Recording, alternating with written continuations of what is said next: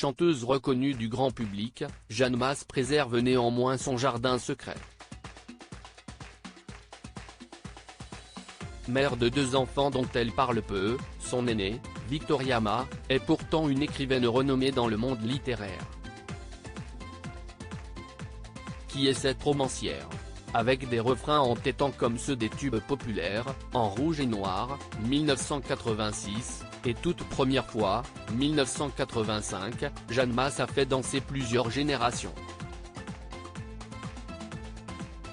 Malgré son exposition sous le feu des projecteurs, celle qui lutte désormais pour la cause animale est toujours restée particulièrement discrète sur sa vie privée.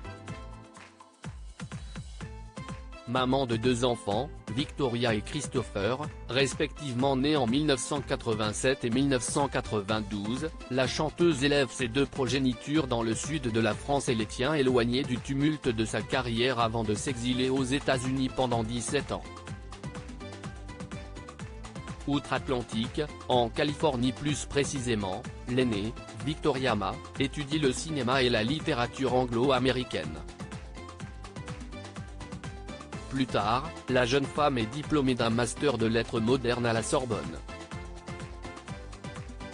Concernant sa carrière professionnelle, la fille de l'artiste en conflit avec Nagui se tourne vers le monde du 7e art où elle occupe plusieurs postes comme assistante de production, script et photographe de plateau. Un temps traductrice et lectrice d'ouvrages, la passionnée de littérature se lance ensuite dans l'écriture de ses propres manuscrits. C'est en 2014 qu'elle publie son premier livre, un guide de cuisine française à destination des Américains intitulé The Farm to Table French Phrasebook.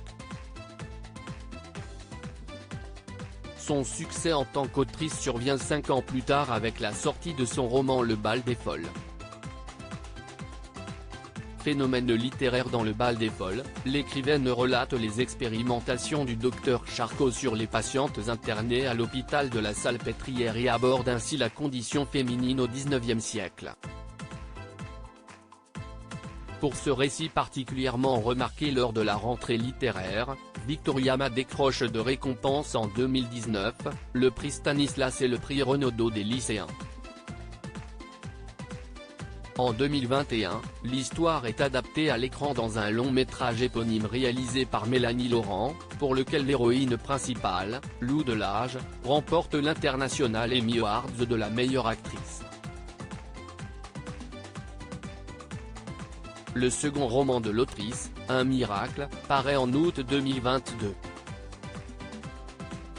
Un beau palmarès pour cette romancière qui, comme sa célèbre mère, évolue dans le monde artistique.